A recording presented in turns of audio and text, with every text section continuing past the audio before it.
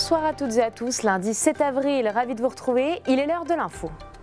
Ce lundi, un incendie a ravagé 3000 m² de sous-bois à Eurville-Bienville, mobilisant 24 pompiers. On fait le point dans ce journal. À Commercy, plus de 50 artistes locaux exposent gratuitement leurs œuvres au château Stanislas. Il y a de la peinture, de la photographie ou encore du dessin. À Saint-Dizier, le magasin Decathlon redonne vie aux équipements sportifs grâce à un service de reprise, de réparation et de revente à prix réduit. Et comme chaque lundi, on parlera de sport à la fin de ce journal. Ce soir, zoom sur le quart de finale du CVB 52 avec Gaël.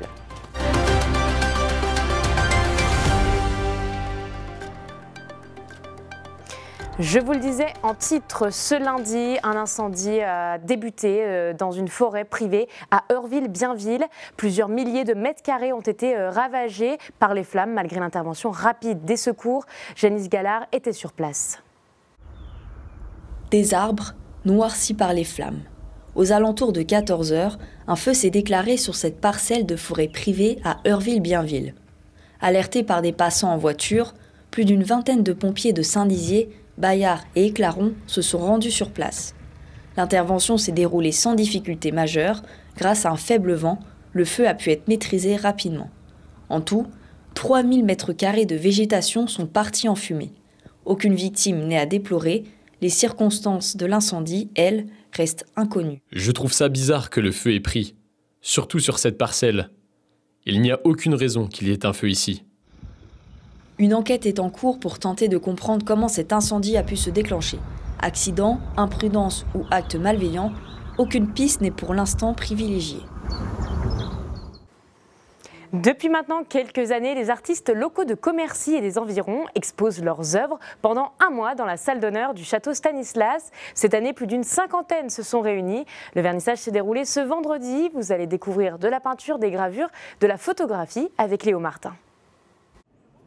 C'est une salle de prestige qui accueille plus de 300 œuvres. Depuis maintenant 30 ans, des artistes locaux et des alentours de Commercy réunissent leur production dans la salle d'honneur du château Stanislas.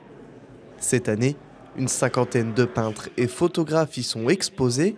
C'est le lancement de la saison culturelle de Commercy. C'est la réunion des artistes locaux, donc c'est vraiment l'exposition des commerciens où ils peuvent venir mettre leurs œuvres. Mais l'écrin est magnifique, donc à la hauteur des artistes. Voilà, je trouve que c'est bien d'avoir un château, ça fait partie du patrimoine, mais c'est aussi bien de le faire vivre. Pour exposer dans cette salle, il n'y a pas de critères de sélection.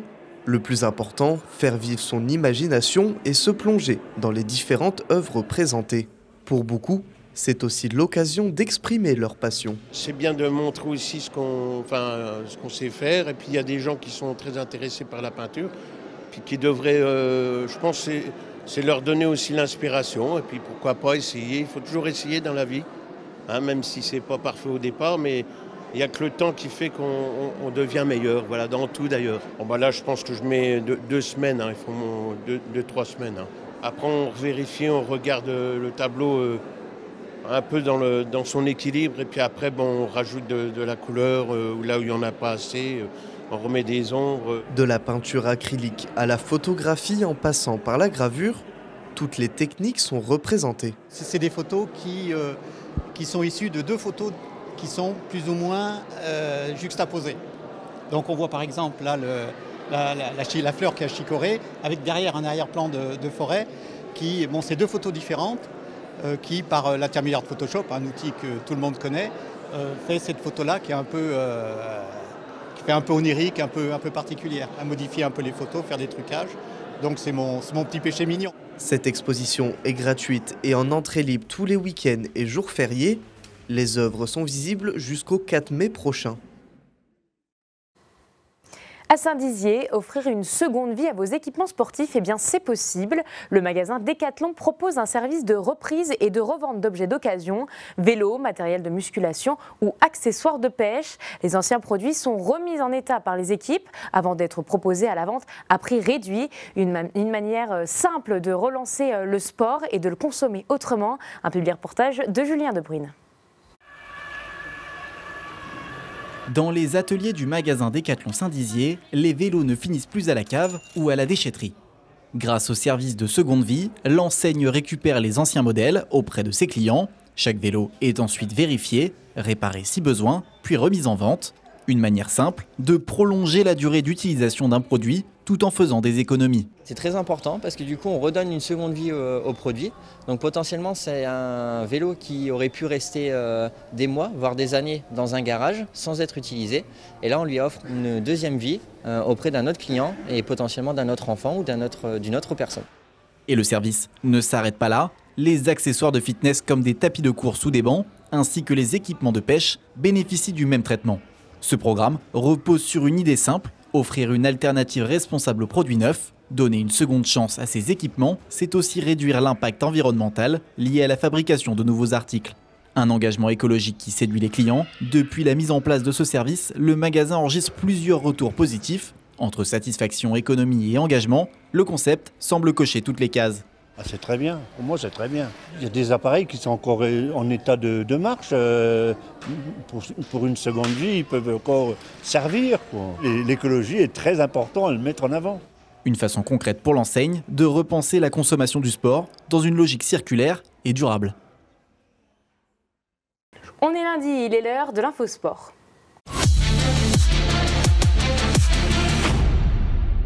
Bonsoir Gaël. Bonsoir Clémentine, bonsoir à tous. Comme tous les lundis, on est parti pour 10 minutes de sport 100% local ensemble. On va revenir sur tous les résultats des terrains ce week-end. Ce soir, on va parler de natation, d'escrime et même de catch. Mais on commence tout de suite avec du volley et Chaumont qui est bien rentré dans son quart de finale. 2 victoires en 3 jours face à Toulouse et les Chaumontais se retrouvent déjà à un succès de la demi-finale. Ça n'a pas toujours été simple, surtout sur la première confrontation. Mais le CVB a rempli son contrat à domicile. Retour sur la soirée d'hier.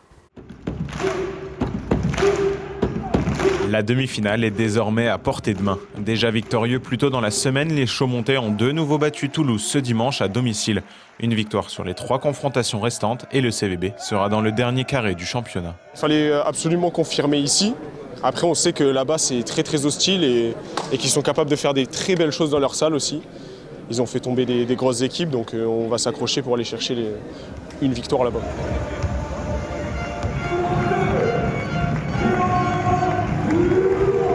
Dimanche à Palestra, le match de l'avant-veille était encore dans toutes les têtes. Toulouse avait plus que bousculé les Chaumontais qui s'en étaient finalement sortis miraculeusement 3-7-2. 48 heures plus tard, le CVB avait à cœur de montrer un autre visage. Dès l'entame de match, les Haut-Marnais jouent juste et font course en tête. 25-22, 1-7-0. Je pense qu'on les a mieux analysés. On a pu faire une bonne séance vidéo sur le match qu'on a joué. Et donc on a pu adapter des systèmes, dire lui il a plus tendance à faire ça. Donc je pense que ça s'est joué aussi là-dessus. Mais dans le deuxième set, Toulouse montre une nouvelle fois qu'elle peut tenir tête aux grosses équipes comme elle l'a fait cette saison. En jaune, les Toulousains accélèrent et dominent copieusement le deuxième acte, 25-20, 1-7 partout, balle au centre. Vraiment le positif, c'est qu'on a été là, on a accroché Chaumont. Je pense qu'on aura fait même peur par moment, surtout le premier match. On a montré qu'on avait le niveau, donc faut le refaire chez nous et puis en espérant qu'on va pouvoir inverser un petit peu le résultat.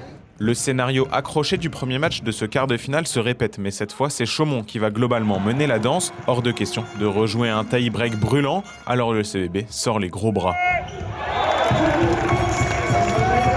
25-18 puis 25-21, la victoire est là, en 4-7. Une victoire ô combien importante qui permet à Chaumont de mener 2-0 dans cette série et de mettre Toulouse dos au mur. Ces 2 premiers matchs à domicile, c'était impératif de les gagner. Dans le premier match, Toulouse a même eu 3 balles de match, donc on va se méfier. J'espère que chez eux maintenant, on va pouvoir reproduire ce que l'on a fait ce soir. Mais le match 3 et l'éventuel match 4 auront lieu cette fois en terre occitane, autant dire que rien n'est joué. Là on n'a plus le choix de toute façon, hein. C'est soit on gagne, soit c'est les vacances. Sauf que je crois qu'on n'est pas prêt à aller en vacances, donc va falloir y aller pour gagner, pas le choix. L'année dernière c'était la même chose. On a perdu 2-0 à Tourcoing, on est allé chercher le match 5 à Tourcoing là-bas qu'on a perdu. Donc là le but c'est de revenir ici dans 2 semaines, ça c'est sûr. Et donc prêt pour les accueillir comme il se doit à Toulouse. Rendez-vous les 12 et 14 avril pour la suite de ce renversant quart de finale. Si Toulouse revient à 2-2, le match décisif aura lieu de nouveau à Chaumont le 18 avril prochain. On jette un coup d'œil aux autres quarts de finale qui ont eu lieu ce week-end. Montpellier est revenu à égaliser un match partout face à Cannes. Tours et Tourcoing de leur côté mènent 2 matchs à 0 respectivement face à Nice et Poitiers. On continue avec les résultats du week-end et notamment un derby haut-marnais en foot. Et Claron qui recevait Marne-Aval pour la 20e journée de Régional 1. Un derby de la peur entre 2 équipes qui visent le maintien. Et ce sont finalement les Marne-Avalais qui font la bonne opération en s'imposant 1-0 et qui soufflent un peu au classement. Au contraire, Chaumont a été battu par le leader messin et plonge un peu plus dans le doute. En rugby, la saison est malheureusement déjà terminée pour l'entente Saint-Dizier-Bar-le-Duc. Entente qui s'est inclinée ce week-end face aux Alsaciens de Saint-Louis en quart de finale de Régional 2. Une défaite qui signe la fin de saison malgré une solide deuxième phase de championnat pour les Barisiens Bragard. Et toujours en rugby, une autre entente, celle du Sud Haute-Marne, s'est imposée face à Strasbourg. Les 2 équipes qui s'étaient affrontées l'année dernière pour passer de Régional 2 à Régional 1 s'opposent maintenant pour éviter la redescente en Régional 2. Match retour le week-end prochain. Du côté du handball, le week-end était plutôt mitigé.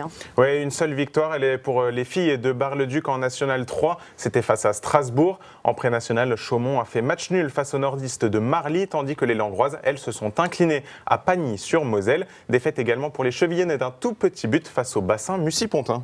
Tu parles de bassin, transition toute trouvée pour la suite, puisque ce week-end, c'était le meeting de natation de Saint-Dizier, mais cette fois-ci avec les jeunes. Oui, eux aussi ont droit à leur meeting international, quelques mois après celui des adultes que vous connaissez tous maintenant. À peu près 200 jeunes participaient à leur meeting de Saint-Dizier, un peu moins international que celui des seniors, mais tout de même plusieurs pays représentés. On a retrouvé pendant tout le week-end des nageurs de toute la France, de Caen à la Savoie, en passant par la région parisienne. Un meeting grandeur nature pour tous ces graines de champions. On écoute le président du club Bragard. C'est une volonté, les petits comme les grands. Voilà, on est là pour les mettre dans les meilleures conditions possibles. Le bassin, l'environnement, les bénévoles, la sono, voilà. On fait tout comme les grands, il faut les habituer et puis qu'ils réussissent à se projeter, ils se disent bah ouais, on fait les mêmes compètes que les grands. Justement pour les préparer déjà dans le futur à se préparer à nager au grand meeting, le meeting international, voilà, c'est l'étape ultime pour eux on va dire. Et puis après je vous dis, c'est de les confronter à d'autres clubs, des niveaux supérieurs, voir ce qui se passe ailleurs, regarder ce qu'on est capable de faire nous et puis la compétition, rentrer dedans et monter crescendo. On va sortir des sentiers battus parce que maintenant on va parler d'un sport qu'on voit très rarement chez nous, c'est du catch. Oui, pour en voir ce week-end, il fallait être du côté de Montier-Anders samedi soir. Sur le ring, un gala professionnel de catch organisé par le club de handball de Montier. Une soirée spectaculaire et en plus liée à la bonne cause, regardez.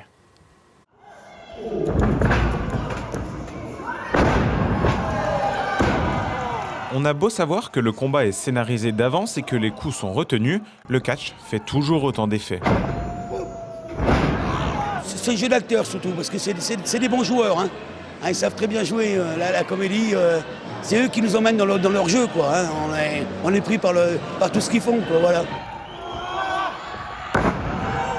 Mise en scène, voltige et baston. À Montier-Anders ce samedi soir, près de 250 personnes ont vibré devant les combats, tous plus spectaculaires les uns que les autres.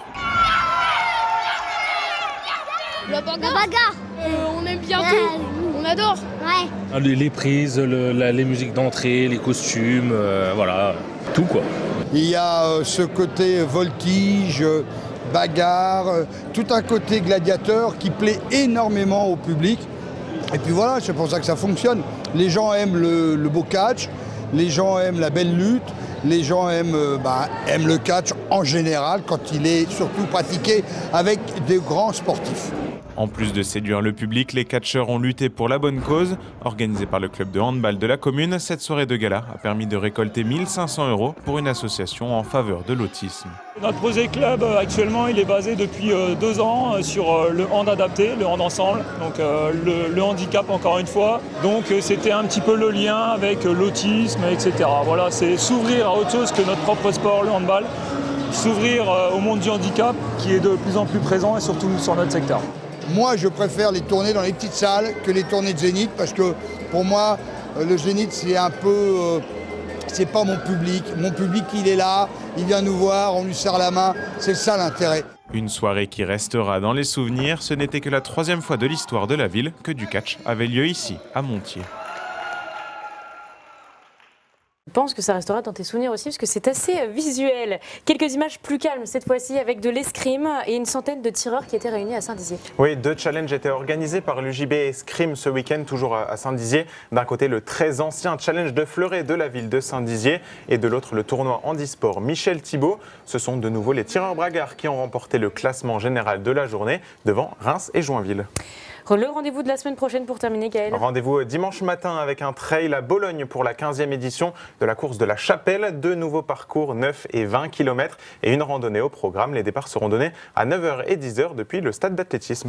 Merci Gaël pour toutes ces informations. Lundi prochain, vous retrouverez un Infosport avec un nouveau format pour le temps de tes vacances. Merci. Bonne semaine à tous.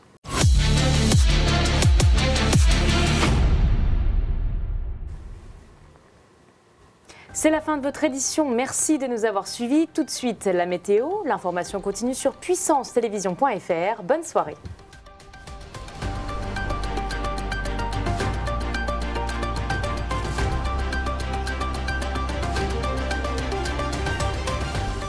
Toute l'actualité en continu à retrouver sur notre site internet et notre application mobile.